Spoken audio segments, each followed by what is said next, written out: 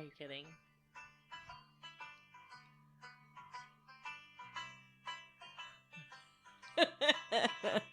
All right.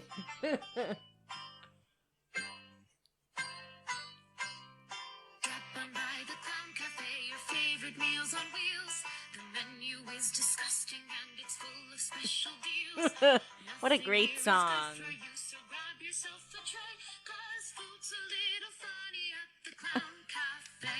We're going to be listening to this song for so long. Hi, everybody. And welcome back to the Enchanted Escape Pod, where we've been listening to the Clown Cafe song on repeat for a week. I'm like obsessed with this song now. This is episode 14, and we are talking about Halloween Horror Nights. I'm actually very excited for this episode. Yeah, because we both loved Halloween Horror Nights, and we are so excited to talk about it. Yeah, like I want to go back like next week, like tomorrow. I know. We might. No, not this season. Well, never say never. I mean, no, we won't be able to get back there in October. So yeah. We were planning originally on doing a recap episode of our full mini trip we did, where we would cover HHN and Mickey's Not So Scary. But then we had so much fun at HHN, and we have so many thoughts about it that we were like, you know what, this needs its own episode. So we are just talking all about our Halloween Horror Nights experience. Yep. You know what I was doing earlier today before I left home for work? Watching Terrifier 2. After that, so I watched like the first movie yesterday and then the half of the second movie, and then I stopped because I had to have lunch, and I was like, I don't want to have lunch watching that. Yeah, it's not very appetizing. And then I was watching the houses again. Oh, you're watching videos of people going through the houses? Yeah. Okay, Lucas has a real problem, everyone. Yeah, well, Lucas is addicted to HHN. Yep.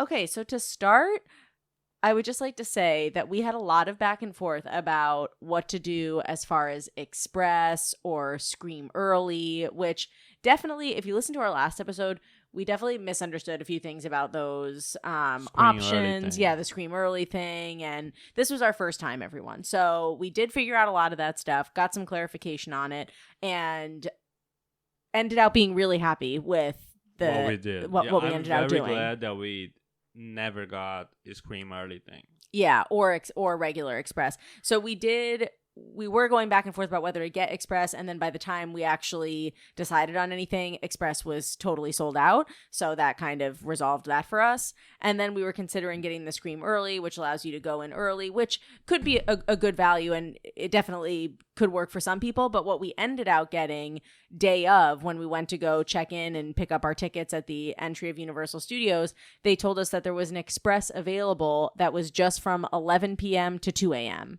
And it was, what, $160 a person? I think. 185. 185? Are you sure? I thought it was 160. 185. Okay. Somewhere between 160 and 185. 185.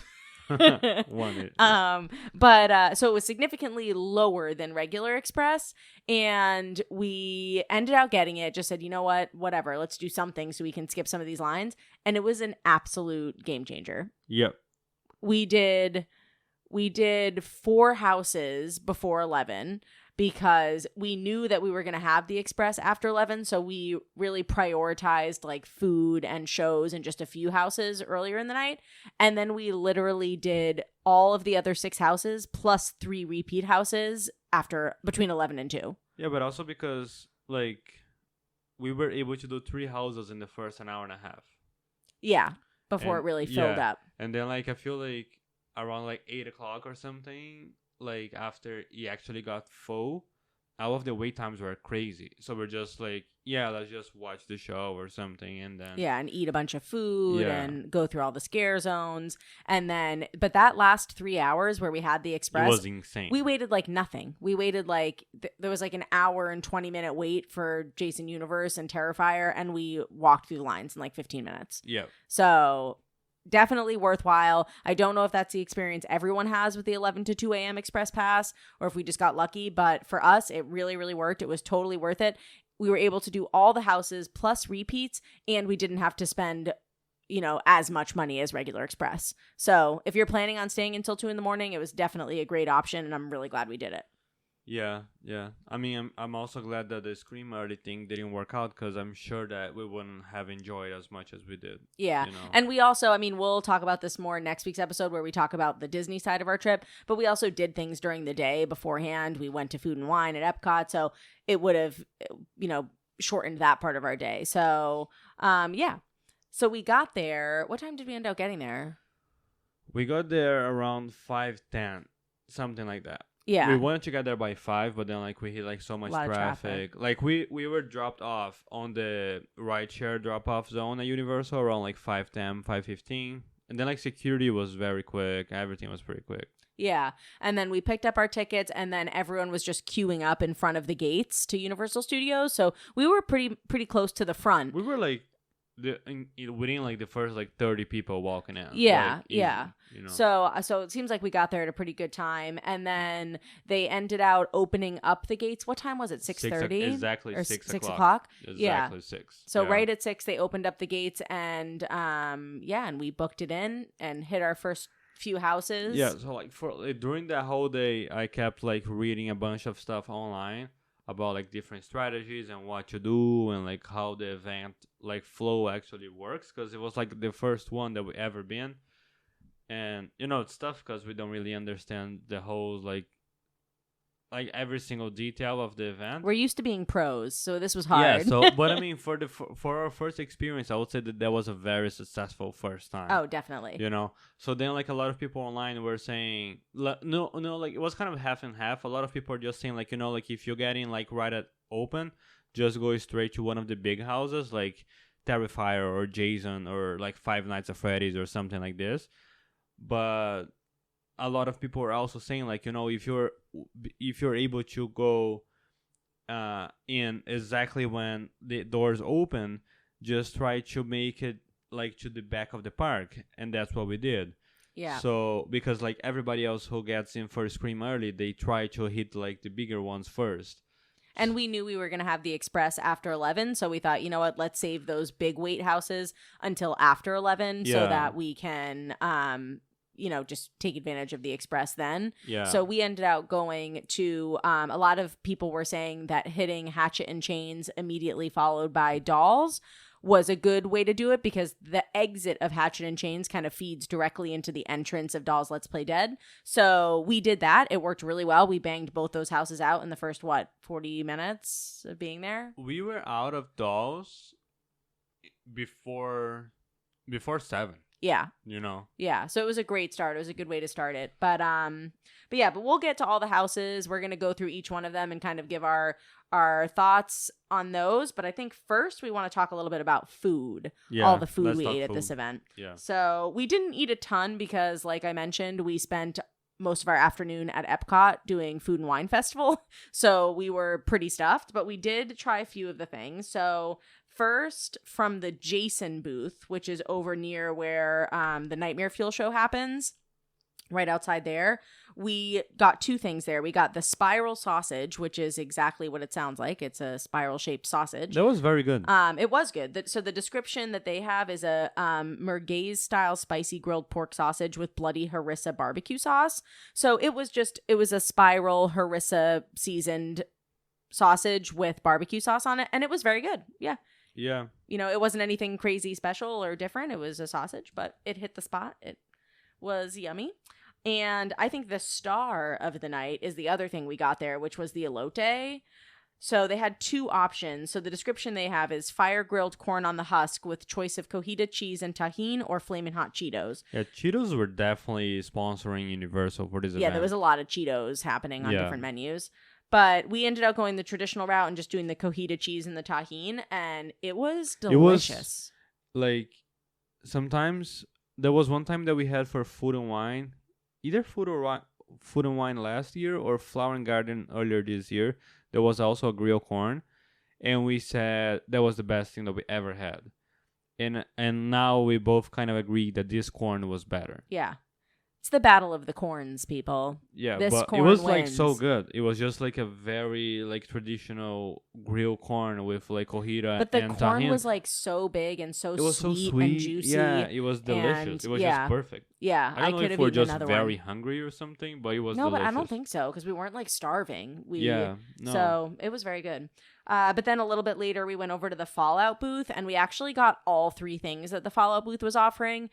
Not necessarily because they all sounded amazing, but just because all 3 of them sounded and looked so interesting. But also because out of the lines for the food at HHN, they were insanely long. Yeah, that was one. So- We don't have many criticisms of this event because we both loved it so much, but definitely one thing that was a little frustrating was that every food and beverage station had like very long lines. Yeah, Like so we like waited when like we 15, 20 minutes in line to get yeah, food. so when we got the first one, that was like the sausage and the elote, the grilled corn. It was like a little bit faster because it was earlier in the day. But when we went to the Fallout booth, it was like a little bit later. It was probably like around like 9 o'clock, 9:30. And then maybe everybody was eating at a time, and it was nuts. It yeah, was the lines were it was crazy. very long. But I am happy that we did because we got all 3 things and they were all very good. So I'm going to read the universal descriptions of each one. So we got the cram tots and more, they were called. These were $12.99, by the way, if prices are important to anyone. The description is thumbs up chili glazed spam with cheddar tater tot kegs and scallions. So basically it was like slices of spam that were like griddled and then potato like big tater tots. It was a massive tater tot. It was a they were big tater huge. tot. Yeah. But it was yummy. I mean, it's exactly what it sounds like. I like spam, so I liked and this. also it felt more like a massive ball of fried mashed potato than tater tot. To be honest, you know? That's true. And, And the the spam, scallion and the was spam good. was very good. Yeah, I would So, get that again. Yeah. Then we got the pickle bucket baked chicken, which was $11.99. This is a buffalo chicken dip with crispy fried pickles. So it's like long pickle spears that are crispy fried in a container of buffalo chicken dip. So you basically use the crispy fried pickles to scoop buffalo chicken dip and eat Yeah. it. I thought it was really good. I think I liked it a little more than you did because Yeah. you're not big into buffalo and I wasn't spicy. crazy about that, to be honest. Yeah. Yeah, no. I did. I'm a I mean, big the pickle fried- person. The fried so pickles I are good. loved I it. like fried pickles. The fried pickles were good, Mhm. but I wasn't crazy about the buffalo chicken dip. Yeah, I will say the buffalo chicken dip could have had like more chicken. It was very creamy as opposed to like very It was meaty. definitely a lot of like buffalo and stuff. Yeah, but I did really like it, and I would also get that again. And it wasn't crazy spicy either. Yeah, it was You a know. good. It was a mild spice level. The last thing that they had at this booth was the weirdest thing, but I'm really glad we got it. So they're called Yum Yum Deviled Eggs, but they're not eggs. They just look exactly like deviled yeah, eggs. It's kind of creepy to but it's a like, dessert. Look at it and like have it like because it looks exactly like a deviled egg. egg. It really does. And then you eat it. It's insane. The texture is also so much like a deviled egg. Yeah. So the description of this is coconut panna cotta eggs in parentheses with pineapple whipped ganache and tahine. So basically they shape a coconut panna cotta to look like a halved egg, and then they top it with like a dollop of this pineapple whipped ganache that looks like the yolk filling, and then they sprinkle tahine on top. So yeah, the texture is just like an egg, but the flavor is like a sweet coconut pineapple flavor. Yeah. So it definitely messes with your mind, but it was really yummy, and I would get it again too. Yeah, the thing that most freaked me out is like because it did look a lot like an egg, but also the texture. It was crazy. Yeah, was you like know? the same. Yeah. It was very weird. Yeah. And that was $7.99 if you're wondering about price. But yeah, the last thing we got was I forgot about this one, was the walking taco. That was like such a disappointment. Yeah, it kind of stinks because this was the thing that I was the most looking forward to, having like heard about it several times. And this is from the Crooked Cat Lady food booth area. And basically it's like a bag of Tostitos chips, or it looks like a bag of Tostitos chips that's then filled with, I think it's supposed to feel like a nacho, but really it just felt like there was a bunch of birria beef at the bottom of the bag, and then they just threw Tostitos chips on top and cheese sauce. Yeah. So I was mean, just, I feel like yeah. if it was supposed to feel like a nachos, they should have called it a nacho. You know what I mean? But it really wasn't nachos either, because the way that it was like the chips were dry and on top, and the filling was like all on the bottom of the bag. So it was really hard to eat like the chips wouldn't really scoop it because they were just breaking. It was and just then, not yeah. good. It was just not good. We had like high expectations for it. Yeah. And it was just very underwhelming. Yeah, that's probably the only food item we got that I would not get again. Yeah, but then like late at night, I think that was like at 10:45, right before we had like right before 11 when we were able to start using the express for the houses. Like it was we had like this like 20-15 minutes like time, and we were just like, I was kind of hungry, Vanessa really wasn't, but it was just like, I don't want to just get in a random line right now because we were just like wasted the express time. So I just want to like make sure that I'm set on food for the night. So we just went. How did they change it? Like the dine-in? Yeah, Mel's dine-in instead of drive-in. Yeah, so I just got like a grilled chicken sandwich, and you got a vanilla milkshake. And it was good. It was solid. It was very good. Yeah, I think those are food items that they just always have, but it's just it was pretty good. Yeah, place is rethemed. And then that was the last thing that we had because But it was yummy. Love some ice cream shake. Okay. Do you want to go through scare zones or shows? Let's talk shows first, just because Okay. there's less to talk about. Yeah. So to be honest, we didn't really see the Hauntophonic show. So that's the Lagoon show. We saw like about 2 minutes of it, just kind of walking by. We stopped and watched a little of it. And it really does feel like, how did you describe it before? Like scary phantasmic or something? Demonic phantasmic. Demonic phantasmic. Yeah, it's basically like a projection light show on the water where there's all different like fountains spraying out of the water and water screens that they do projections on and different lights and music. So it seemed really cool. There's but also yeah, a lot of we didn't really see projections it. on the buildings too. Yeah, the buildings behind the lagoon too. There's a bunch of projections happening there. So We just didn't really like stop it, Yeah, so- we definitely would. I'm sure it's worth watching, but we packed a lot into this night and we just didn't work it into the schedule. But I'm really glad we did the other show, which is the Nightmare Fuel show. Oh my god, that show! I wish that we had seen like twice. Yeah, Because it was so nice. yeah. So this show is called Nightmare Fuel Circus of Decay, and it happens in like a large like outdoor theater space. And basically the storyline is that there's a guy who really loved this woman, and he like watches her die over and over again in this like sick twisted circus, and he's trying to save her, blah blah blah.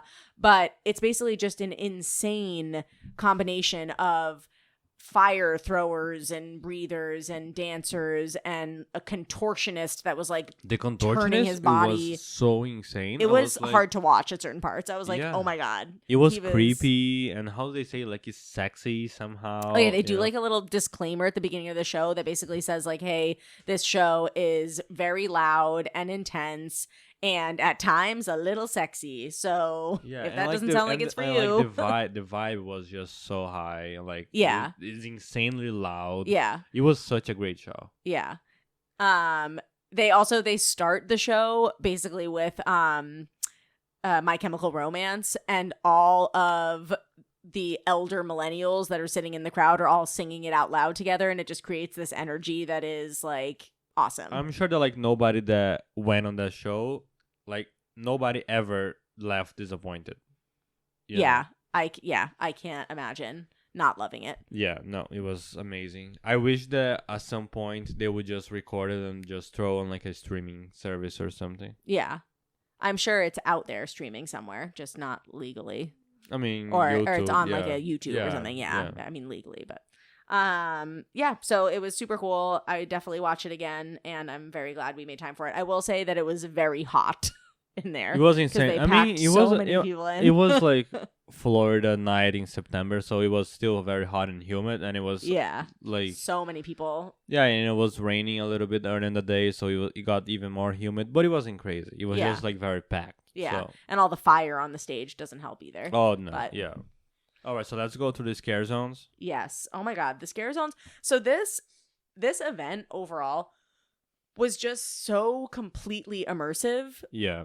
and the scare zones are a big reason for that, because wherever you go, you're like walking around the park, even if you're not actively going through a haunted house, you're just walking through these like insane immersive scare zone spaces. Like every area of the park just feels like crazy creepy Halloween. It was so cool. Yeah, no, So- it was very cool. And it started getting to a point where we would be walking around and we'd say, okay, now we're going to go get food at this place. And I would be like, are we going to go through a scare zone? Which one are we going to go through to get there? And Lucas would be like, no, or yes. The beauty of this time right now of us going to HHN is because it was our first time. So every single thing that we seen, it was like news for us. Yeah. So like of course we knew a little bit what to expect on the scary zone, on the haunted houses a little bit, but the scary zones and the shows and stuff, we had no idea what to expect. And like even the scary zones, there's just something that you're just gonna like walk through it. The amount of detail that they put it's insane. Yeah. It's like nuts. All right, so let's go through each one. So the first scare zone, well, not in any particular order, but one of them is Mutations Toxic 20s. So the description from Universal for this one is, in a 1920s neighborhood, a BuzzCon truck with radioactive cargo crashes into a mobster getaway car, sending the city into toxic pandemonium. Yeah, that was crazy. And also the crazy thing about this scare zones too, it's how they blend very well with the general public. So out of nowhere, you think it's just a random guest walking around the scare zone, and they turn into you, and they have this massive scar or like a massive weird thing Or a on bunch this of face. green goo. Yeah. Just very Especially, awkward. I mean, in this scare zone in particular, all of the actors were wearing like, 1920s inspired outfits, but like suits and dresses and that kind of stuff. So nothing like crazy different. There were a couple that were dressed up as like cops, with like the batons. But yeah, it was so cool. And it really told a story because you It walk did. in And there's also the accident. The accident, that's what I mean. You walk in and there's Yeah. like the cop car or not the cop car, but the truck with all the barrels of radioactive stuff and the getaway car. And there's the guy standing there like, oh, it wasn't my fault or whatever. And yeah, it was super cool. Yeah. Yeah, it was nice. Okay. So then this one was, I don't know if I thought it was going to be my favorite, but it actually didn't end up being my favorite. But it's the Cat Lady of Crooked Lane scare zone. The description is: travel a winding path to a mysterious home where trick-or-treaters are transformed into feral felines. Be careful or you'll be next. So whole premise of this one is that basically you're walking down this path, which was very cool looking. There was all of these like glowing pumpkins hanging from these trees and stuff. It was really pretty. But you essentially get to this house where this like old witch looking woman is on her porch yelling random things. And it was really cool. They built like a whole house in the scare zone. But there are all of these scare actors that are either in different stages of becoming cats or they are fully transformed into cats. And this was another one where, especially when it got dark, you could not see them coming. Yeah. And then actually at one point we were walking through this scare zone and a cat jumped out of nowhere and scared the crap out of me. And I literally fell backwards into the woman that was walking behind us and like stepped on her feet and felt terrible. But I was not expecting it at all. I did not see her coming at all. If that woman wasn't there, you would definitely have I would have fallen over completely. Yeah. And like it was just like the noise that they make too. Like she made this like hissing cat noise, like right in my face, and I had a full heart attack and completely fell into the woman behind me. Yeah, it was crazy. I mean, this scare zone it felt very more like fantasy and stuff. It just like it felt less real than the other ones, of course, because it's cats and stuff, but they're still very spooky. Yeah. Yeah. It was very cool. There was also like a little mini haunted house walkthrough in this area that was like a little like 10 feet long little space that you could walk through where that you did not went. I did not go through because I looked over at it and it looked really scary and I watched someone else walk through it and I said, nope, not for me. So we just walked on through. All right, what's next on your list? So next scare zone is the Origins of Horror. The description for this one from Universal is: enter a decaying conservatory where artists carve tributes to Halloween Horror Nights. You'll encounter monstrous crows, gargoyles, and more. This one I think was probably both of our least favorite scare zone. I wouldn't say it was the least favorite because it was bad. It was just like there was not like much action. Like any single time that we walked by, there wasn't like that many actors going around, so it just felt less active somehow. for Yeah. me. Yeah. I mean, this was the area where they had a lot of people with chainsaws chasing people around. So that was There was also fun. that monster on the stage and stuff. Yeah. And there were different monsters and stuff. But I guess for me, this one just felt like it had the least amount of a story to it. I mean, it had no story. It was just monsters and stuff. Well, I mean, the story is that, because all of the different things in the scare zone were monuments about different haunted houses in Halloween Horror Nights. So the story was just like a general thing, not like something specific. Well, it was about the houses. There were all of these carved monuments that were to the different houses and IP that they were doing this year. So but that didn't really feel like a story to me. It just felt like a bunch of sculptures. Yeah, and but different also scary because things. it was the first scare zone that you have as soon as you enter the park, so it was more almost more like a welcome, almost like a welcome center than anything else. You know what I mean? Yeah, a scary welcome center. Yeah. But it was still very cool. Yeah, it was still cool. It was. You still got scared over there. I did. I got scared everywhere that we went. I think my favorite scare zone was the Masquerade. So this one was called Masquerade Dance with Death, and the description from Universal is, you're invited to a masquerade ball where bloodthirsty vampires lurk behind ornate disguises. When their masks fall, you'll be their prey. That was, when we were walking to the park, going throughout, going to the back, when we were first walking in, going towards the demon hunters and dolls haunted houses, we walked through this scare zone, but it was daytime, and I remember that we just the actors weren't there yet. Yeah, it was still closed because it was before 6:30, and also it was a daytime, but we saw all the props and decorations, and we're like, oh my god, that's insane. Yeah. And I feel like that was the one that was the most, how do I say, on theme. You know what I mean? Well, it just really had a clear story, and the story was very cool. And all the decorations and stuff, it was very on point. Yeah, the whole premise of this one is that there's basically a big masquerade ball happening, and vampires come in and attack everyone. So some people that are in the scare zone are vampires, and some of them are masquerade goers that have just been bitten, so they have blood. There was one guy walking around with blood coming from his neck going Isabel, are you there?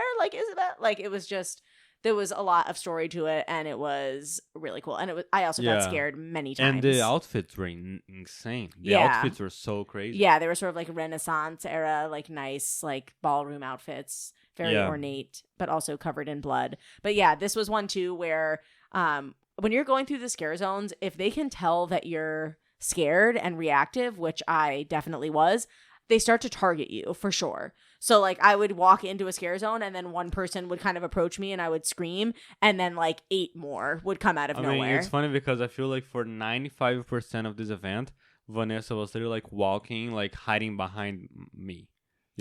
She was either I tried to keep her on my side a lot of the times, but no, she was just going behind me, just trying to hide. Well, and it was insane what's because a husband for? There was if a not situation. To use as a human there was shield. a situation that on the scare zone, that literally 4 different scare actors just surrounded Vanessa, and I thought, oh, she's gonna die. I thought I was gonna die.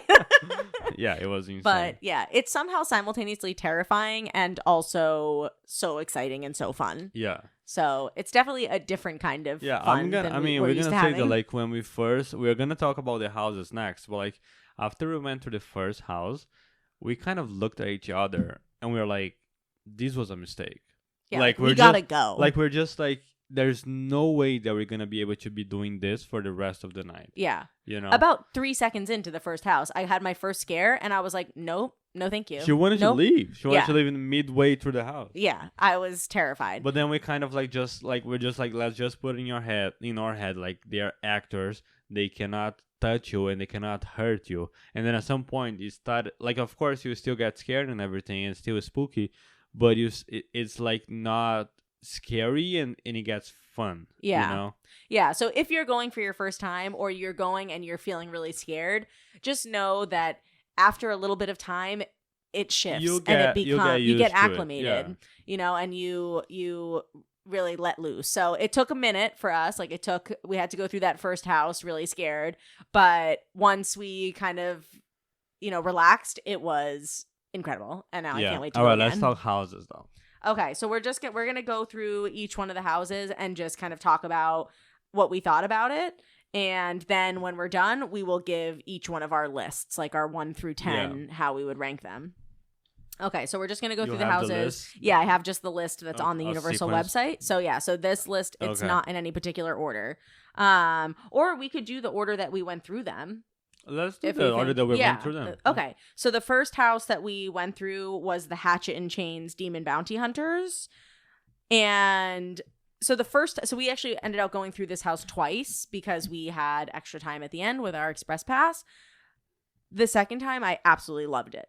The first time, I think I was so scared because it was our first house that I couldn't even register details. No, that was the first time. Like the first time that we went to this house, we were just like walking through the floor, like looking at the floor, just trying to get through it. So we didn't really look anywhere.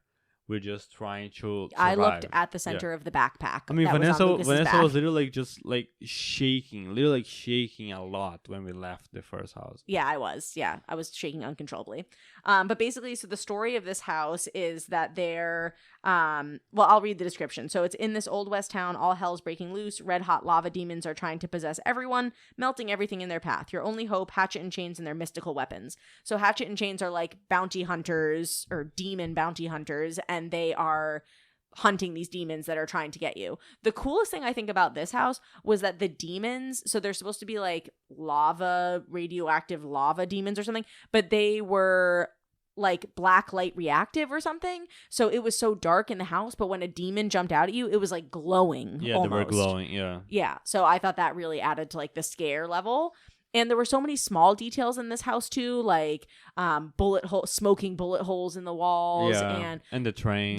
Yeah, there's like a scene where you go through and there's like a moving train coming through. So they really captured and the whole ambience, Wild West. The whole ambience, even before you get into the house, they had horrors. The scare actor that's just in front with the knife and everything. Yeah. You know. Yeah, on the front porch, like yelling, like the demons are coming. Yeah, I really like the theme of this house. It was kind of the very classic spooky thing, like demons and demon hunters and stuff, and kind of like Old West. That was like very cool. And I feel like that was a good one to start with. Yeah. You know?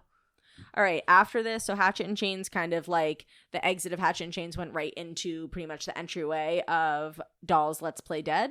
So that's the one that we did second. So the premise of this house basically is that you are going into the house of this like twisted girl who tortures her dolls. Her name is Lila. Yeah. And the whole premise is like Sid from Toy Story, basically. Like he tortured and combined his dolls into weird creations. So yeah, this one was cool. There were a lot of jump scares in it. Yeah. And it was really creepy. I have a problem with dolls. I'm a big, Chucky was a big problem for me as a child and potentially into adulthood. So I was 100%. really, I was really nervous about this one. But yeah, there was a lot of like melted plastic doll faces and I also love the smell. The smell of dolls and just kind of almost like candy when you go into the house. Like sweet it smell. Was insane. It was so cool. Yeah. And also one thing that I learned with this house is that when you're going through these haunted houses, first, of course, you start expecting, where they're going to jump out of you. And of course, when there's a curtain, somebody's going to jump out of there. Yeah. But then there's multiple places that you're just like, well, this is just a wall that nobody's going to stop by. And nobody's going to ever like jump out of there. And then out of nowhere, the thing just opens. And you're just like, what? How did they done that? Yeah. And also, one thing that we learned is that like nothing that you think that is just like a mannequin or something just static is like it's like that's again you that's might gonna, think it's not real. That's gonna be an actor. To that's gonna be an actor that's gonna be moving and jumping at you, but somehow they are able to get like so like static. Yeah. You know. Yeah. There was this room that was like this mannequin, and then I was like, I looked at it when we were walking in, and I was like, oh, that's very creepy. But then I was like, well, but let's keep walking. And then out of nowhere, it just jumped. And I was like, oh my God. I was not expecting that. Yeah, it got you good. No. At least the first time. Yeah. This is another house that we ended up going through a second time at the end because we had more time. We had time at the end. Yeah, and I'm glad that we went through this the first 3 houses. It was actually the last 3 houses that we done to. Yeah. So we are able to like repeat those, and I'm glad that we did, because at the point that we actually repeated, we were more acclimated to the house and the first whole time we did situation. these 3 because they were our first 3 houses. We were just really blacked out. So we like didn't. we were able to like see more details and everything. Yeah. Okay, third house that we did, which is also another one that we repeated at the end, was the Galkin Monsters of the North house. So basically, the storyline of this house is that you're in like a remote northern village, like a snowy remote village, and some kind of monster demon thing has come and taken over the village and attacked all of the villagers.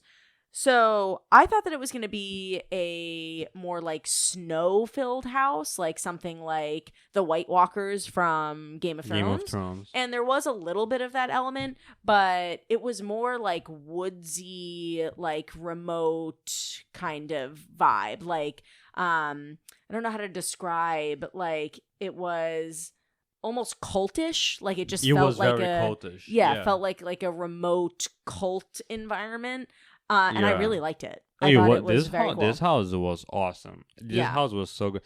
I wasn't expecting nothing of this, but it was so cool. Yeah, and the smells. There was a lot of wood fire and smells the characters, happening. all of the monsters. When we first walk in, that like there's actually like the big monster and stuff that she comes out, and like she's just like it's the outfit is just so awesome. And the whole story of like that these like monsters have infiltrated like a small town. Like there's like parts where you go through and there's like that little girl that's screaming like, "Oh, look what they did to my mama and my papa! Like help me!" This house was also very gory. Like at the end of it, when you go through those how do you call it? When you're going through the belly of that beast, that you right in the exit. Oh yeah. Oh, and it's so disgusting. How is it? How do you call it? You're going through the. Yeah, like the intestine, like the it's like, so like disgusting. guts. Yeah, the gut. Oh my god. Yeah. And like there's everybody jumping. Oh my god, it's insane. Yeah. The end of it really. Yeah. If you think it's over, it's not. Okay. All right. What else? Oh, the fourth house I remember now. What was the fourth one that we did? WWE. Oh, WWE. Okay, so I will preface this by saying that neither Lucas nor I have any knowledge of WWE. So for us, the IP of this house was not recognizable for us. The name of the house is WWE Presents The Horrors of the Wyatt Six. So, I mean, for people who know who they are, maybe it was... This guy Wyatt is a wrestler. Yeah. So he somehow has had part on this.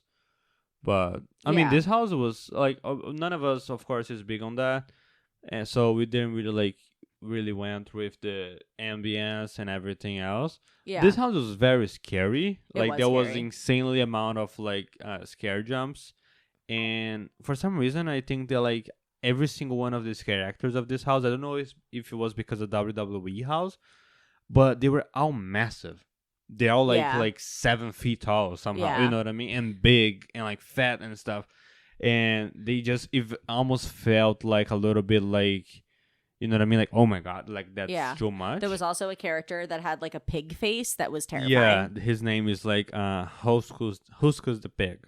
Well, he was and it was also in this house that there was like a very narrow walkway that out of nowhere there's like 2 guys jumping in front of you, like one on each side, and they got you very bad. They did. They did. So like that's the thing. Like this house was very scary. There was a lot of nice jump scares, but we just wasn't really into like the IP and stuff. Yeah. You know? We probably would have enjoyed it more if we knew who these characters were and if we followed WWE. Yeah. But still cool. Okay, what did we do after WWE? At this point, after WWE, we already had the Express. Everything else we did was with Express. So I think we went to El Artista. Oh, yeah. El Artista is the first one that we did with our Express because we were so excited for it. So good. Yeah, El Artista was just it was just in a league of its own, I have to say. So the the description for this one, so it's called El Artista, a Spanish haunting. The description on the website is, in 19th century Spain, a tortured artist moves to an isolated country manor to seek inspiration. Instead, the art comes alive and possesses him. You're about to be part of the permanent exhibition. So this was, I mean, just visually, this house was like this one was 100% amazing. the most beautiful house. Yeah. Like, even when you'd like enter, like when you first enter the studio. and the stuff. studio building, yeah, 'cause it's the whole thing is built inside another building. The outside of it, I mean, it looks like they've built an entire house inside this studio building. And so when you're walking into it, you feel like you're walking into a whole house. And then, I mean, there's an area where it's almost like a courtyard, like an outdoor courtyard in the center of the house, that I'm just like, despite the fact that I was absolutely terrified, I was looking around going, oh my God, like, how did they put this together? Was so beautiful. Yeah. And it felt like you were inside a house with stairs and everything. And the storyline of it just really felt captivating. Like, you could really follow what was happening, and that this artist was, the amount like, of had gone details insane. was And nuts. it was just And there was really also cool. another house that there was so many situations that were just like, oh, that was just a creepy statue, and then out of nowhere the statue is just jumping at Yeah, and when you see a statue that looks like a person, that thing is gonna move, but it doesn't matter. but it just doesn't as feel terrifying. like they're so still. They're like so still. Yeah. So But it was really cool. I loved this one for sure. the theming of this one, it was just out of the top. Yeah, it was a really unique idea. This is another one of the houses that it's not like, IP based. It's just Universal coming up with a concept. And what a cool idea to have like an artist become possessed by his art. And they executed it so well. I thought, it was great. Yeah. I won't say whether or not it's my favorite because we'll reveal our lists, but it's up there. All right. Okay, I think then next after one that- we went to Five Nights at Freddy's. Yeah, we did. Five Nights at Freddy's. So, okay, the description for this is, you wouldn't last one night at Freddy's, let alone 5. You'll be hunted by deadly animatronics, Freddy, Bonnie, Chica, and Foxy. So, this one is based on Five Nights at Freddy's, the movie, which neither of us have seen. I mean, there was also the game. It was kind of both and stuff. But we did know the premise of the movie going into it. Yeah. This house was really fun. The theming of this house was also very on point. The sets, it really felt like a movie set. Yeah, like the amount of detail. I played a little bit of the game, and going through like the first entrance, going through the pizza place, whatever, it was so similar. It was so good. Yeah. And they were like on stage singing and stuff. It was so good. I didn't really feel like scared. Like I don't think this house was particularly scary, but it was one of the most fun houses to go through, and there was just the most to see. The animatronics were really cool. Like, I feel like a lot went into making this house and went into the design and the structure of the house. And I really appreciated that and had a ton of fun with it. Yeah, not scary, but still one of my favorites. This house was definitely the least scary of all of them, because a lot of the scares points of the house were not like actors. Of course, there was a couple of actors here and there, but there was a lot of animatronics. And of course, then you can like preview and like, expect that they're gonna be like coming at you, but it was one of the 100% most entertaining ones. Like all of the details and the rooms and everything and the music. You really felt like you were that in was Freddy's so cool. arcade space. That was very nice, and you felt it like so detailed. Like, of course, as everything. Yeah. All right. What did we do after? After that, we went to Grave of Flesh. Okay, yeah. So Grave of Flesh, this is another one that's not like IP based. It's just one that Universal came up with. The description is, welcome to your funeral, where things are about to go from bad to worse. You'll enter your grave and then the underworld, where flesh eaters who feed on the dead will hunt you for all eternity. So this one was, for me, this one was like the kind of least exciting house. Like, it felt very much like, I don't know, like very standard, like, Yeah, almost felt hellish, like, creepy. I feel like the theming of this one felt like a little bit like, oh, we need like one more house. What should we do? Oh, let's just do this idea. Yeah.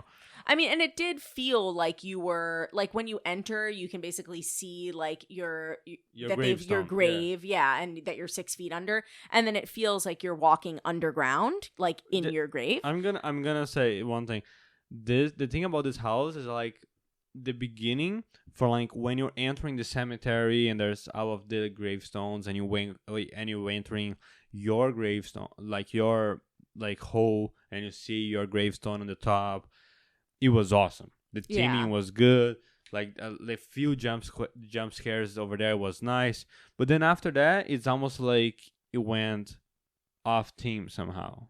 You know? Well, it just felt kind of generic after that, I think. Like, it was, I mean, all the houses were cool. So when we say, like, oh, like, it wasn't, like, as good, it was still awesome. it was and it was great. a great haunted Yeah. house. But it felt just a little bit, like, generic afterwards. Like, Yeah. it was just, like, ooh, and creepy, the monsters were things. just kind of weird. It was just kind of general. You They're know, just like demons. yeah. Like, they're just hellish demons, and you're in hell, and you're underground, and that's the story. But it was very cool. It was very scary. And the theming inside that you're going is literally like you're going through dirt, and at some point it smells so much like just fresh dirt. Yeah. Like for like pretty much like the half to the end of the house, you're just smelling like fresh dirt, you know. But it was very nice. Yeah. All right, After next Grave we of went Flesh, to Did my we do God. Terrifier? Terrifier. Yeah. Yeah. All right, you can start on that. So Terrifier is probably one of the most talked about houses because Art the Clown has popped up in like every HHN video that's out there. He's now my idol. Yeah, and Lucas loves Terrifier. Yeah. And he's watched the first 2 movies already. So the description for this house is avoid becoming the latest victim of Art the Clown inside a grisly haunted house that's literally dripping with terror and gore. Literally. Yeah, so 100% this house was the goriest, grossest house. The most goriest house. There's a lot of blood. Yeah. And there's a lot of disgusting No, scenes. this house is disgusting. 100% disgusting. A lot of the things inside the house, 90% of the things inside the house, I'm 100% sure that wouldn't be allowed to be kids inside that. You know what I mean? Like, yeah, except like, kids do go inside. no, it, I mean, of which course, is but like, crazy. you know, a lot of the things that you look at it, there's like literally like that woman upside down with her boobs out. It was like, what? Like, you know what I mean? How did I miss that? There is. Well, you were probably looking at the ground. I was just, probably with my head in the backpack that you Yeah. were wearing. It was super gory and disgusting, but also somehow it was so funny. So funny. So Yeah. funny. So entertaining. Art the Clown, I keep telling Vanessa about that. Art the Clown, it was the best thing that they got for IP this year. Because he's so funny. And the fact that they put him like just like roaming around the park and making fun of everybody is just the best thing. You know what I mean? It's just so nice. I mean, and I've never even seen the movies, and before we went, you hadn't seen the movies either. But despite that, we still really enjoyed his character. Oh and my the god, he's house. so good. Even inside the house, there were so many situations that, like, of course, there's a bunch of scare actors just dressed as Art the Clown, like on a lot of random like scare jumps everywhere. But there's so many situations that they just like making fun of you. You know what I mean? Just like laughing and making jokes and stuff. It was just the best. It was just so good. It was super, super gory, but it also wasn't quite as scary because it was so like fun. It was very fun. So yeah, I didn't feel like super scared in it, but I did feel really grossed out. No, it was disgusting. We did. So at the end, there are 2 paths. There's a wet path and a dry path. We kind of decided at the beginning we're going to just do whatever path the people in front of us are doing because we don't want to be left alone with no one in front of us because then it would be too scary. And the people in front of us took the wet path, so we took the wet path, and it is wet. I mean, it wasn't too bad. Well, that's because we ran. Yeah, we did run. If but you were not too able bad. to run, if you were stuck behind someone slow, but you know would that be I also wet. read earlier today that a lot of people saying that like people who done the house as soon as HHN started and they are doing like recently that it seems like the water flow is less. Because really? people are complaining like this is insane. Yeah. You know? Like, I can't imagine it being stronger than it was when, I mean, because there was a lot of water coming out, but we just literally ran from one end of the wet path to the other. So we didn't get soaking wet. We just got a little wet. Yeah, but this house was just, oh my God, it was so good. I would say like if they announce a Terrifier haunted house for HHN 2026, I will be so excited. Like, of course, it would never happen. Yeah. But you know, I'm just voting here right now for Art the Clown to be like the permanent IP, the permanent like character for HHN because the he's new like mascot. He's like HHN. so good. He's just like so good, so entertaining. Yeah. Okay. Next, we did Jason. Yeah, Jason. Also, I'll just say that in our last episode, I continuously referred to Jason as being in the Halloween movies, which I realize now that's Mike Myers and Jason is from Friday the 13th. So correction. Like they both have white I'll give faces. it to you that they Well, look very similar. Yeah, they both wear white masks on their faces, Yeah. but yeah, different storyline. But so we did Jason Universe next. The description for this is just come face to face with the relentless Jason Voorhees. The silent killer is coming for you. So this house was cool. This house is scary. Like It there's was- a lot of Jasons around. It was so- scary. There's a lot of Jasons. I did love that they really incorporated his childhood and like the being at house the and camp, stuff, yeah, yeah. and his mother and all that. So it really felt like you were seeing into the mind of Jason Yeah. and his history, and then also there were some stabby, disgusting pieces of it too. So yeah, I really liked it, and it was the only house that was like an IP based house that I actually was very familiar with the IP. So I felt like that made me like it more too. Yeah, I mean, that was a very entertaining house. I like it. I got scared a bunch of times. And the theming and like some of the rooms and like the details were very nice. Yeah.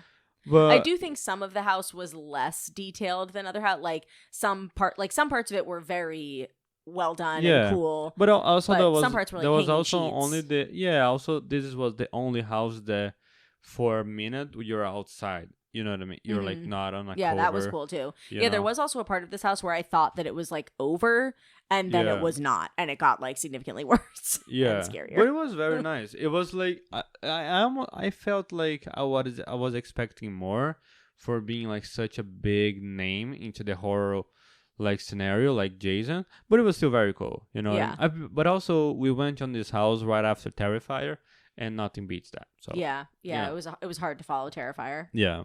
All right, and then the last house that we did was the Fallout house, which is based on the video game and television And the show show Fallout. now. Yeah. So, description for it is: will you survive the post-apocalyptic world of the hit show Fallout? Go with Lucy from the vaults to face the horrors of the wasteland. So, this house was very well done. It was really detailed. There were so many props in it. It felt like you were on a show set. But I have never seen the show. I've never played the video game. So I had no idea what was going on. And I think that made me not really able to fully enjoy the house. Yeah, I feel like a lot of people are giving like bad rap for this house because it is a kind of popular game, but not everybody who goes to HHN really plays games that much. And like, to be honest, I didn't even know that they were doing a show until they announced the HHN house. Yeah. So like I did play some of the game, so I did recognize like 90% of those rooms and like details and everything. But it was just tough because 100% of the jump scares and the characters were part of the IP. So for people who never seen that before, it was just kind of lame. Yeah. You know? Yeah. I mean, but again, like the sets and like It was so cool. The sets were cool. Yeah, were like the artistry of it was very cool. It really Those are, felt like post-apocalyptic yeah. and stuff. But like the girl behind us in this house definitely watched the show and Yeah. like because she kept being like, oh look at this, oh look there's that character, oh look there's that computer thing or whatever. And so I had no idea what she was talking about, but she definitely was loving it because she was super familiar Okay. with everything. So yeah, so I guess if you like Fallout, then maybe you'd really like this house, but wasn't one of my Alright. faves. So now let's go through like our ratings. Okay, so we should just list our like 1 through 10. We don't Okay, have to so- go through the details of each one because No, yeah. Okay. I think we should just like rate out of 10 like every single house, and then we just see what is our top 3 and our bottom 3. Yeah, well, I think we should just read like my 1, 2, 3, 4, 5, 6, 7, 8, 9, 10. Your 1, 2, 3, 4, Okay, 5, 6, 7, sure. 8, 9, 10. You start. Yeah. Okay. So my number 1 is El Artista, 100%. What is the rating? Oh, I didn't like rate each one. I just listed them 1 through 10. Okay. So it's number 1 is my Okay. rating. Sure. My number 2 is Hatchet and Chains. Really? Yeah, because Wow. it was just like I just thought Hatchet and Chains was just the storyline was so cool. The Wild West like piece of it was so cool. Yeah. The colorful demons that were like glowing. Yeah, I that just was pretty I loved nice. it. Yeah. I thought it was awesome. Number 3 is going to be you're going to I think be surprised at this, but number 3 is going to be Five Nights at Freddy's Okay. because Yeah. even though I wasn't scared by it, I just thought the house itself was It so was cool. so cool. Yeah, and it was just fun. Okay. I just enjoyed going through it. Number 4 is going to be Galkin Monsters of the North. Okay. because- that's valid. Yeah, I just thought it was It was that cool. one was Yeah. very scary to me, It was and scary. also I And just the theming liked was cool. I liked the theming of it. Number 5 is going to be Terrifier because it was very fun, And I know it's going to be way higher on your God. list. Number 6 was Dolls Let's Play Dead. Okay. Number 7, Jason Universe. Number 8, Fallout. Number 9, WWE. And last place is Grave of Flesh. Oh, really? You gave Grave of Flesh last? Yeah. Because even though like Fallout, I didn't really know the IP and everything, the house itself was way more impressive. Like just the build of the house I thought was so cool. Grave of Flesh, yeah. Okay, I'm going to go through my list, but I'm going to go like upside down, the other order. Like from 10 to 1? Yeah. Okay. And I also gave ratings. Okay. So my last one is WWE. Okay. And a solid 6.5. Okay, great. 9 is Fallout. Okay. With 7. Okay. Then 8 is Grave of Flesh. A 7.5. Okay, this is confusing. There's way too many numbers. My 7th lowest house. Actually... Okay, so your bottom 3 houses are Fallout, WWE, and Grave of Flesh. Okay, so we have it's the same bottom 3. Yeah. They're just in different orders. Yeah. Okay. So my 7th, 6th, and 5th house, they have the same ratings. And they're like Dolls, Let's Play Dead, Jason, and Five Nights at Freddy's. Okay, so Dolls and Jason are in my 6 and 7 too. Yeah. So, okay. My 4th house, with 8.5 as a rating, is Demon Bounty Hunters. Okay, all right. So my top 3, with 9 as a rating, El Artista. That's number 3? That's number 3. Okay. My second one, with 9.5 as a rating, Galkin? is Galkin. Yeah. And of course, Number first, 1. number 1 with the Your solid new best friend. 10 out of 10 Not a haunted house. It was Terrifier. It was so good. It was so good. Why don't you just marry Art the Clown? Huh? If How I about could, that? if I could, I would. You're already married, okay? Hold on. Do you guys know how much I'm going to have to listen to this Clown Cafe song? Yeah, Oh my God. a lot. Yeah.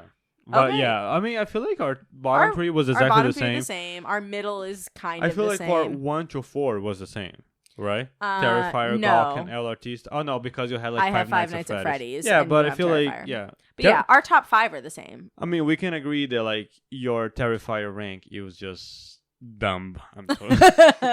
Just like very dumb. Just like No, I mean it was hard because I had a lot of fun with Terrifier, everybody, but, we're yeah. just recording this very late at night. Vanessa's just very tired. She's just a Just little bit must be out wrong. of her mind a little No. bit. So It was a lot of blood. I don't need that much blood in my life. Yeah. But okay. well, all right. I So, think- what is your favorite scare zone? My I think favorite we have scare the same zone. Yeah, ones. let's say it on the count of 3. 1, 2, 3. Masquerade. Okay. Yes. Yeah. Okay. My number 2 would be the Crooked Cat Lady, just because cats. I just have to rate I don't number think 2. I don't Love think I can cats. pick number 2 between the toxic mutations, whatever, Yeah. and the cat lady. Cats. Yeah. I'd say cats a second, just because cats, and I mean, because I'll- they built that I'll- whole house. I'll put second the cat because of the house, that was pretty cool, and also because you got so scared, that was very funny. Oh, haha. Ha ha ha. Yeah, and then my third would be the toxic gangsters, and Yeah. then fourth would be the what was it called? The sculptures celebrating whatever. Halloween Horror Nights. Yeah. Any surprises for you, HHN? Surprises? Something that happened, or like something that you realized that you were not expecting? I mean, I think just overall, I'm just surprised at how much I enjoyed it. That's what I was gonna say. Because- I was gonna say I'm surprised at Yeah. how much we like it. Yeah. you know? And because really, for me at least, that I was going to HHN because you wanted to go so much. And I did want to I experience appreciate it just to have like the knowledge about it. Yeah. And, to be able to book HHN trips for people with a bigger knowledge base. But I'm really surprised at how excited I am to go again next year. And I told Vanessa how like I'm already so excited for like the beginning of next year, like middle whatever, when they start putting like news about HHN 2026. yeah, we're going to be I'm like already so excited for the waiting IPs for the houses. and stuff. Yeah. And just for those of you who are like apprehensive to go, just know that I am a person that does not like scary movies. And not like I hate scary movies, but I would never choose to like go see a scary movie. I don't like being scared. It's just Yeah. not like I'm not into like gore. It's just not really my thing. Yeah. And I had an amazing time. I had Yeah. an awesome time. Yeah. I mean, that was definitely the highlight of the trip Yeah. for me. So also, like, middle school and high school age Vanessa, who was like very goth Would and be shopped at psyched Hot about it, Topic yeah. and dyed my hair black, I would have, yeah, 16-year-old me would have been in heaven. It was so good. Like, I was excited to go to HHN. I don't know how I was gonna react with all the haunted houses and stuff, but it was just like, it was such a well done event. The production is insane, Yeah. and we are 100% gonna go back now every single year. Yeah. And I'm just so excited. Yeah. Yeah. So we hope you enjoyed listening to us talk about it. Next week, we are going to dive into the rest of this mini trip. So we're going to talk about all the other stuff we did. Next week, we have so much to talk We do. about. We're going to talk about the Disney part of this trip, which is Beacon Barrel, the Starlight Parade for the first Food time. and wine. Food and Wine Festival. Mickey's Not So Scary. And Mickey's Not So Scary. And yeah. also Disney Springs, everything. Yeah, Pop Century. We'll cover all the rest of the trip. Everything. So get ready for next week. But thanks for listening along. And as always, if you'd like to book an HHN trip or a Walt Disney World trip of any kind, please reach out to me at Vanessa@fantasticalvacations.com. I would love to help. Are you expensive? I actually am $0, so Are you no. for free? I'm free. For free. All right, well, Okay. thanks for listening, everyone. Bye-bye. Bye-bye.